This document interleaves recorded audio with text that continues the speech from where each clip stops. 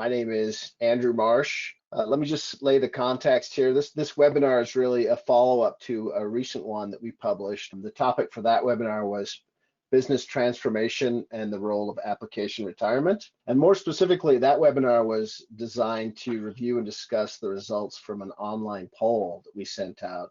I think it makes sense that we kick off the presentation today with maybe just a couple-minute review of the feedback that we got on the research, and then we'll get into the conversation today, which is really the next steps. Tom, I think I'll pass it over to you to kind of give us, let's start with the review of the poll and the research that we initially sent out.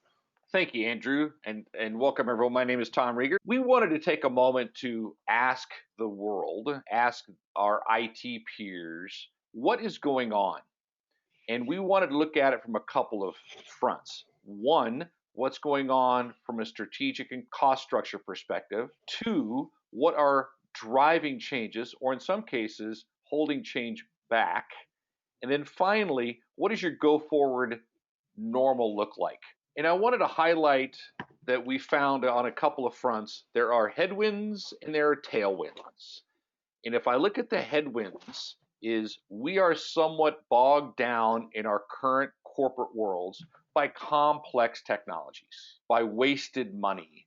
We have this little challenge in front of us right now from an economic perspective being driven globally from a pandemic.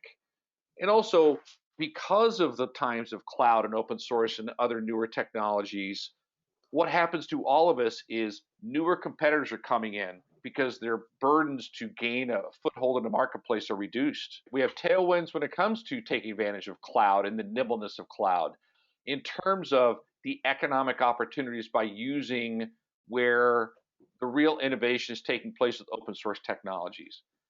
And while we're trying to rationalize and decommission old technologies, we have not just cloud platforms out there to utilize, but we also have cloud solutions to utilize. And I think one of the foundational questions is a perspective question. And also everyone who came to this webinar was asked this question as well. Amongst kind of the three primary pillars of strategy, what is the primary priority in your organization? Are you trying to transform for tomorrow? Are you just trying to keep the lights on? Are you actively looking to find ways to cut costs, or are you not sure? The next question we asked was around, do you think there's wasted money in keeping old tech alive in your organization? Now, mind you, old tech could be technology that isn't being used, but it's still operating, maintenance money still being spent on it, and so on. But it could also be old tech as in it is not nimble, it is stoic and big and complex, and we're trying to get to a more nimble tomorrow. Now, what I found compelling out of this in terms of the money waste aspect of it from a bean counter perspective, it's pretty much the 80-20 rule at play here in terms of not just yes, but significantly yes. Finally, the question we want to highlight to everyone too from the research, and again, you can get the details of this in the paper when we're done here, is the big question is, why do you think older systems are still running your organizations? Now, I would have thought coming into this, it was around the compliance and we're not sure who owns it and it's just kind of being kept there muddling along. But what the real why answers are, is it's not a priority of the senior management and most importantly, the business case. But please note across the bottom, a third of the respondents to this large population of people weren't sure why old stuff is running. So if I take that 1/3 out and I map those into the weighted averages of what's going on here, it becomes quite obvious that we just have a business case problem. We have a senior management not prioritizing it. And by the way, this research took place in August of this year. So we were well into our current economic state of affairs globally. And I do want to mention, though, that there is some enterprise technology inevitabilities here. Is technology gets old. And as you have an undertaker in life, we need to think about what's going on with technologies. And I found three very compelling sound bites. Firstly, most mergers and acquisitions fail to ever realize their economic opportunity because of IT integration problems. Bain and Company, one of the major players in that front. And the one that was actually most enlightening to me is how over $1 trillion of US federal money that supports 70 million people economically is maintained primarily by 60 million lines of COBOL code today.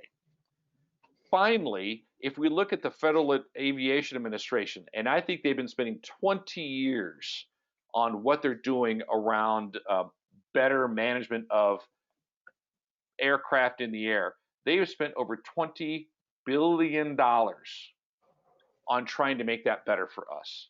So there is a lot of initial generations of technology still driving a lot of things today that we need to get our arms around. And I'm sure you have your own microcosm of examples of this in your organization. But with that, I'd like to now hand it over to Andrew to talk more about it from a business case perspective. Yeah, okay, thanks, Tom. So before we hop in with Kevin, for anyone that knows of the old newspaper, the parody newspaper called The Onion, there's one article here it's very old at this point, but I always enjoy getting a chuckle out of it, particularly as it relates to the conversation at hand today. I like the reference because if you think that it's reasonable to assume that the mortality of your applications remains steadfast at 100% as well, right? The death of the applications in your environment is inevitable. 100% of them will eventually need to be retired. And so given that, it seems that every organization should have a well-developed program for decommissioning and retirement of those applications. So with that, I'd like to introduce Kevin Navin to the conversation. Kevin has been in the application decommissioning space for about 10 years. And as I stoke up the fire here, over the course of that time, he's set up multiple programs, he's consulted with clients, and he's been involved with the retirement of literally hundreds and hundreds of applications. Now, Kevin, as I understand it, you kind of happened into your first project when you first got started in application retirement. Again, this was a large healthcare organization that had, as the result of multiple acquisitions, it ended up with multiple claims platforms. Those platforms were operational and had to be upgraded to satisfy some government regulations. Can you give us some highlights of what were the optics that really got that program kicked off? Yeah, sure. Thank you, Andrew. Yeah, so I was, like a lot of folks that are on the call here, I was, a diehard IT person, building, deploying applications, systems, managing environments, did a lot of mergers and acquisition type activities. And I was given an opportunity to join a fledgling program that was about to address some really significant issues within this organization. And what they had is they'd grown quite a bit out of acquisition. And so they had a series of redundant applications that were, due to regulations, were going to have to undergo a significant amount of investment. And so what would happen is the senior management looked across their landscape and very quickly realized that there's no reason to have so many similar applications across their lines of businesses doing basically the same function. And so they put together a strategy to consolidate. I believe the number was 13 down to 3 across many of these businesses, which that in of itself was a pretty significant investment to be able to incorporate all the different lines of business. So that did require quite a bit of investment. But when they looked at the actual investment to make those 13 actually would have been 9 additional systems compliant, as well as the cost of operating the 9 extra platforms.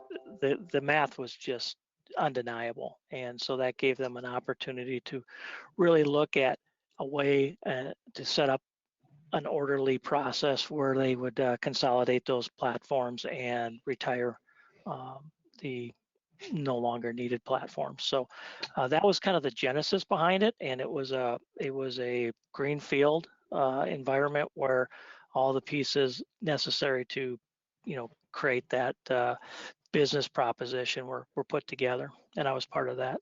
Now, As I understand it, Kevin, that program obviously evolved over the course of the years that you were there working on that project. At some point, it seems you had some sort of a aha moment that really mushroomed that into that app decom program from those major platforms, if you will, to more of a clearinghouse where suddenly you've got people coming out of the woodwork saying, "Oh, I have applications that I need to retire." Can you describe that experience a little bit? Yeah, yeah, absolutely. So really what evolved was kind of a if you build it, they will come sort of scenario where what we did as far as the end-to-end process of retiring an application uh, gave us the ability and the knowledge and the processes and the procedures to be able to do that across the organization as a whole. So it didn't have to be necessarily a consolidation of into a winding down non-strategic systems into strategic systems. It could have been an application just ran its course, or there was a divestiture, or there was technology life cycle planning activities, replacing outdated versions with updated versions, things like that. All those different types of activities required the capabilities that this group was very sophisticated and very finely tuned in executing, whereas didn't necessarily exist on a one-off sort of basis for individual apps. So we became this center of excellence that anybody and everybody could come to, because we were so well versed in the steps and the requirements and the checks and balances needed when you're getting into a retirement activity. Right. So it sounds like obviously that program then became sort of very formalized. I'm sure in no part to the efforts that you put to normalize and formalize that program in your organization. Just in terms of size and scope, like I know you said you had a budget and a team of folks. Like, can you give us just some sort of size and scope numbers for like in terms of the people and the value that you return to the organization? Yeah, it was extensive, and this is maybe something we'll talk about here in a little bit, but there was a couple things that they did that that were pretty unique. We don't see this in a lot of the customers that we're dealing with. One of the things that they did, because of the original genesis of the program, they had a significant business case. So they were willing to put a lot of funding behind this effort. And so that was at the highest level in the organization that was funded. So from their perspective, there was a lot of seed money. And so that was very beneficial, because as applications wanted to, application owners and business entities wanted to save money, wanted to retire apps, removing sort of that cost, where do we get the money sort of factor out of the equation was very helpful, and got a lot of participation. That eventually did evolve into more of a traditional funding policy, where that it would just go through their normal financial mechanisms, their PPMO and things of that nature. So, so funding can be handled in a lot of different ways, but that was one thing that they provided that was fairly significant. The other thing that they did is they did not look at it from the specific apps to be retired or the specific business cases for an app. They actually built a process across the entire organization, including the business segments, including all the various IT groups, such as data center, facilities, database technologies, server technologies, infrastructure in general, legal. So the program was very comprehensive in who it involved, and that was probably one of the more significant things, that they didn't handle it in kind of an app by app basis. They provided an enterprise-wide process that could digest any type of retirement activity that came its way. And But as a result, there was probably, so when you look at the participants, some more active than others, it was quite an extensive team, and it was quite an extensive budget, but the return was literally in yeah. hundreds of millions of dollars over the time I was there. Yeah, no, that I think that's the critical number that I want to get out is that you not only funded your program and your team, but you returned enormous amount of value back to the organization as a result of that. Yeah, and I think that's what made the decisions for funding so easy for senior management, because one of the values of a well-managed program or approach like this is that you're capturing those data points and you're presenting those data points back to senior management so they know that they're getting a lot of value for their investment.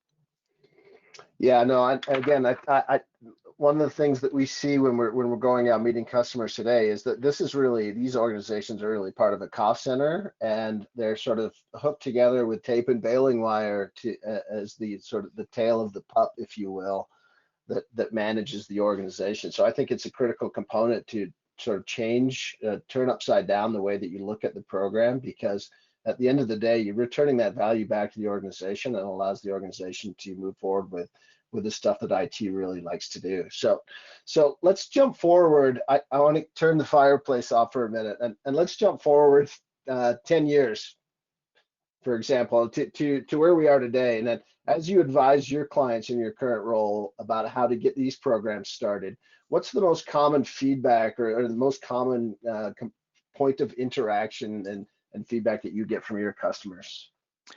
Well, I think one of the things I hear the most often is that they're caught in a throughput or velocity issue. So what we found is that there are folks involved in principally the archiving of data. Tends to be a big area where we talk to organizations, and they're hamstrung a little bit. They have more work than that they can facilitate through their organization, and so they're looking for ways to improve that throughput from their view of the world.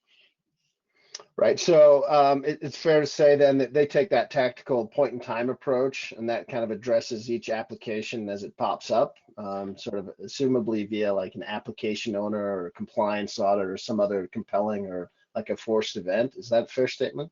That is a very fair statement. They're challenged with, their role in the process, and they are not part of the overall process because most organizations haven't adopted an enterprise-wide view of decommissioning or application retirement.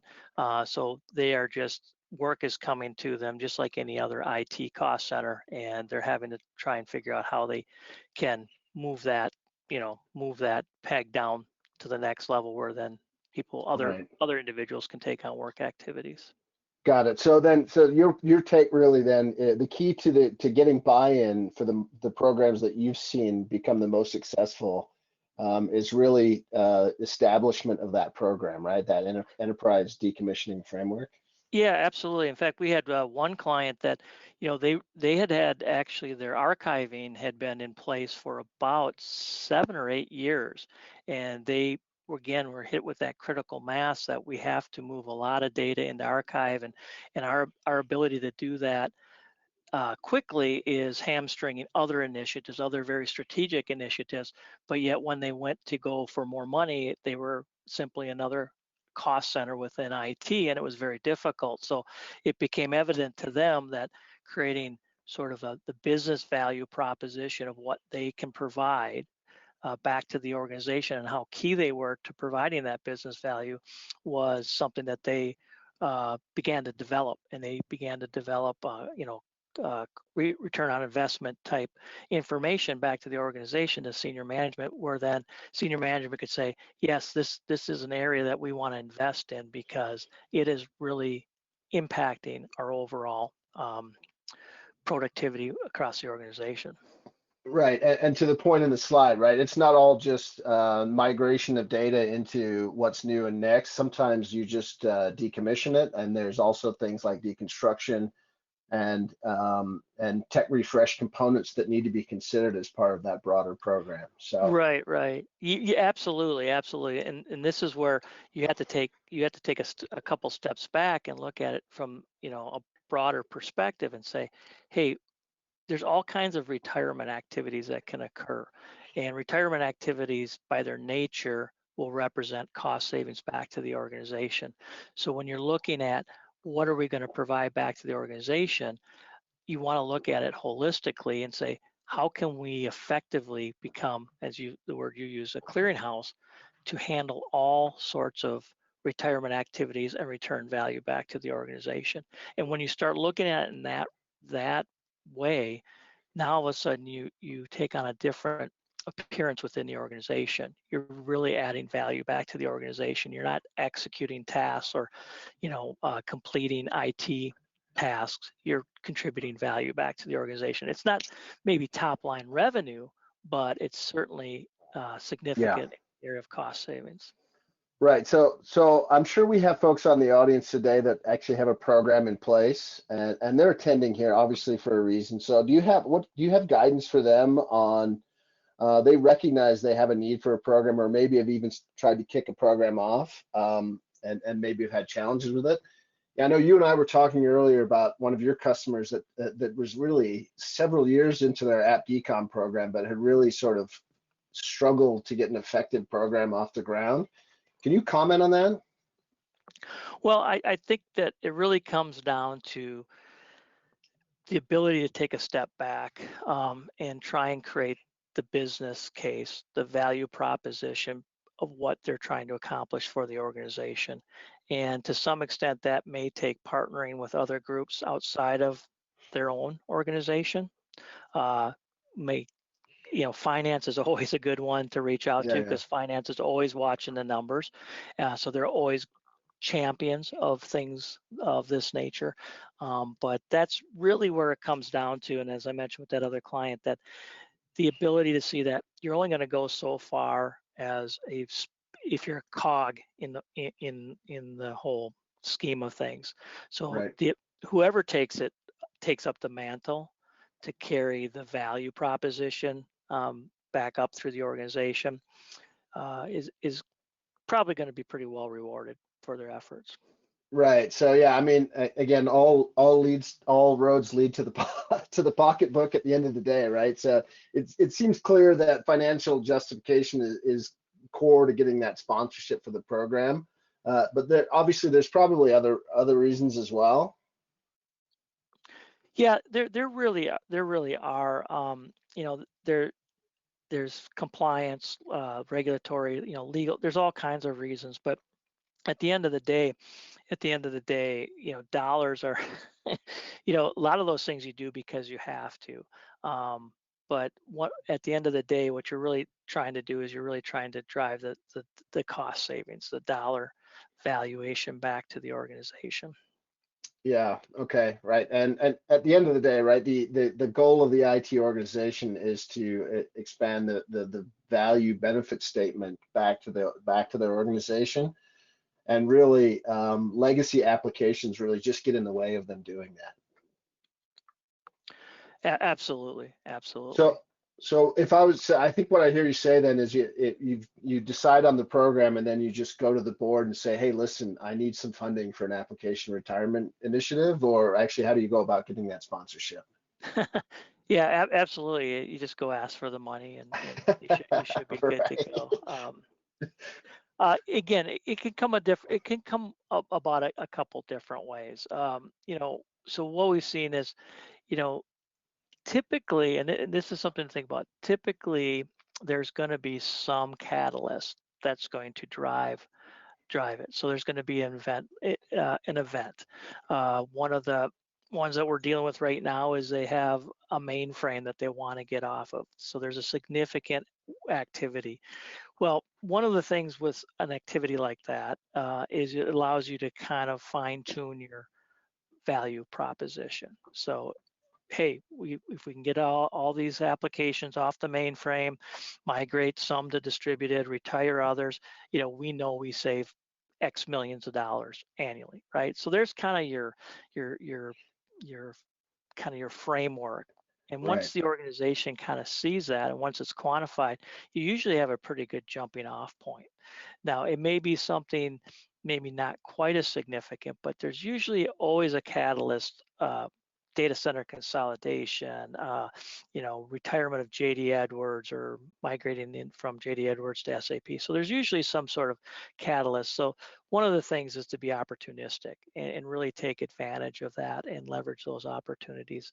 That's probably the most identifiable way to kind of launch and make that information available. And then typically it will grow from there. Right. So, all right. So that's clear. Then it seems then straightforward that everybody has a really good handle on what all their costs are within their organization, right? They know what the cost to run an existing application. Not so much. Not so much. Right.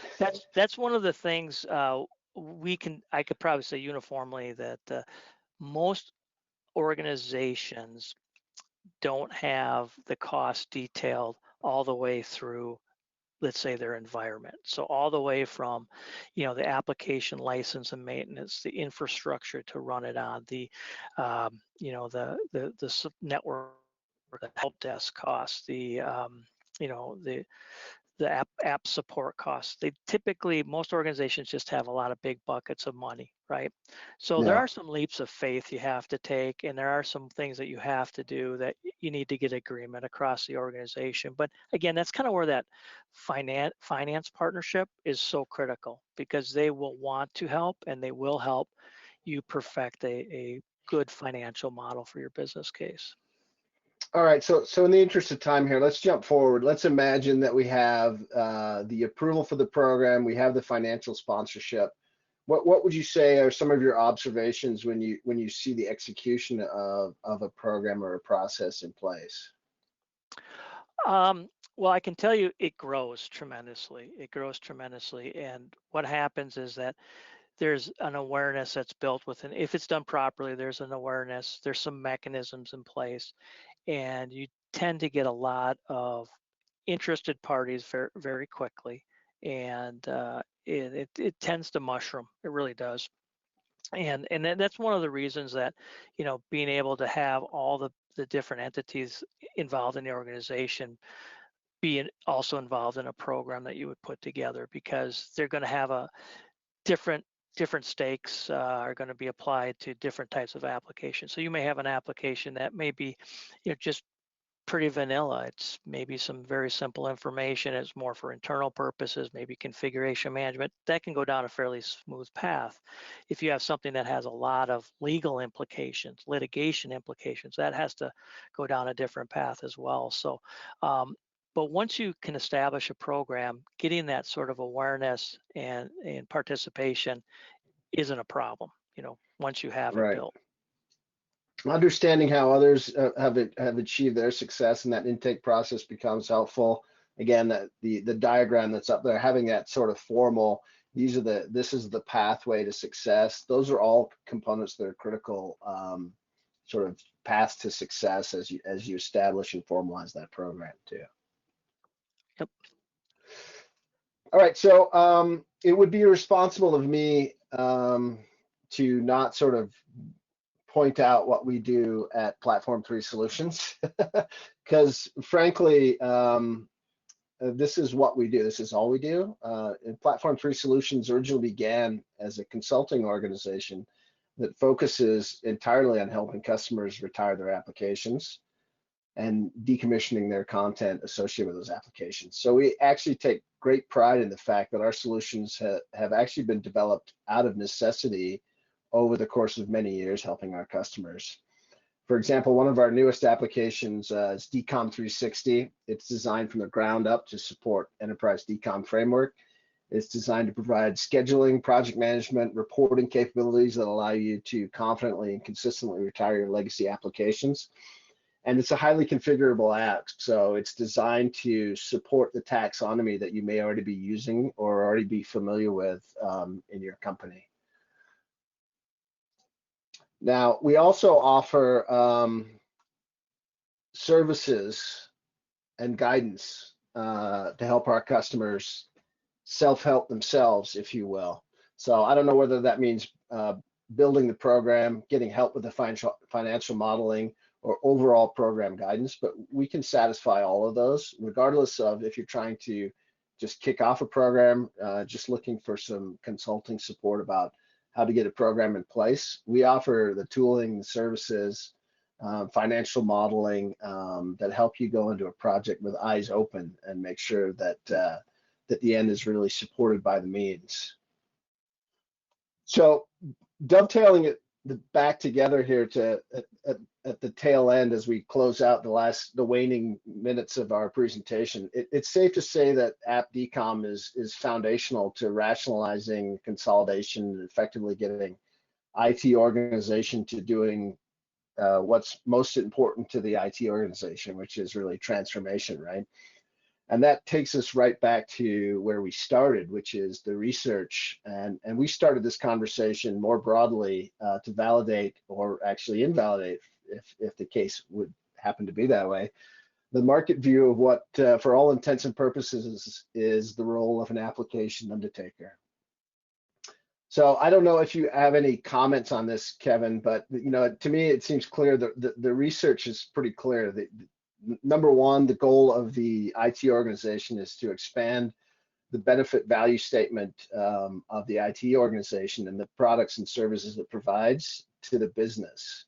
And nowadays, this is primarily focused on time to value, doing more with less. It's those business transformations that allow people to move to open source technology, allow them to move to the cloud. And then in order to realize those first 2 points that I just made, a well-run application decom program, it's clear to us anyway, is critical to providing the focus to that IT organization that allows them to realize those stated objectives. So that means specifically understanding that all your apps in your organization need to be retired. You need a formal program that eliminates the distractions from those IT individuals that are responsible for that transformation, those forward-looking goals. And then really the last couple of points with finance, right?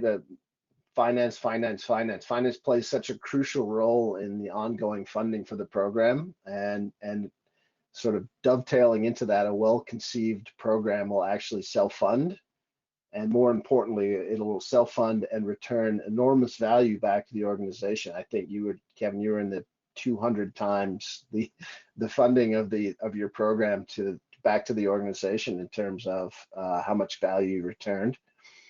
And then finally, platform 3, really, we built our entire organization around supporting the framework that allows you to take on the projects that are transformational. I want to make sure, Kevin, I give you a chance to close out if you've got any closing comments, but otherwise we'll pass it back to Tom and we'll just we'll put a button on this thing. Yeah, the only thing I could say is that I think in general, the folks that we've met with, they don't give enough credence to the impact retiring applications and the folks that do that, the folks that archive the data, the folks that retire the infrastructure, the folks that relieve the cost burdens on the organization. They don't give themselves enough credit for it, and largely because they don't capture it very well. And so because at the end of the day, things will get retired. And if you remember from that one slide, the goal for the organization should be to retire them faster so that you recoups cost savings sooner. And so I think that's the biggest hurdle that most organizations have, is they're not taking it on to really drive that cost savings back to the organization. It's a missed opportunity, in my opinion. Right. Okay. Yeah. Thank you, Kevin. So again, just like as we close out here, obviously we are Platform 3 Solutions. We lead. Our goal, our organization is built and designed around application migration, archival, and retirement solutions, regardless of whether you need product, services, or any combination thereof, or just need to have a conversation with somebody. We're here to point that out. I also want to give some credit to Tom Rieger on the phone, who's with EDB. I'll pass it back to you, Tom.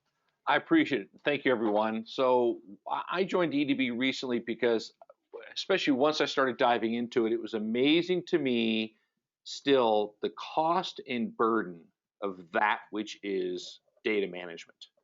If I think about what has historically gone on and the amount of money spent in data management, it is mind-boggling. But most importantly, it's also, where is the innovation taking place as we go forward? And who gives you the flexibility, not just technical flexibility, but contractual flexibility? And what we've done here at EDB is we're bringing together those things you need to be enterprise ready around open source. We've also added a layer into EDB, as I heard reference to JD Edwards and PeopleSoft and the like, that if you're needing to have some ability to simplify the migration process out of an Oracle as a database, we've done that technically within our technology. And finally, we give you this kind of Oracle escape plan, not just for on-premise, but the cloud of your choice, or the clouds of your choice, or the platforms of your choice, dare I say, to finally bring a new level of economics. The amount of cost savings going on right now in terms of doing things with open source is really one of those next big opportunities. And as we partner with Platform 3, we could see with what they are doing in helping you get off of that old, whatever that old may be, to have that new, better destination for the future. Right. So before we get to the closing comments here, I do have one question. I think we've got time for just one or two questions. That one question from the audience is, can you help with archiving just a few key applications, or really we focused on the enterprise programs? And the short answer to that is, yeah, absolutely. We can help you tactically, as well as obviously we can help you with the larger program. So we have our entire team is focused on this application decommissioning, and we have a product called Archon that is designed specifically to help you grease the skids of investigation, discovery of the legacy app that you need to, or source application that you want to retire, and move that through into the target solution.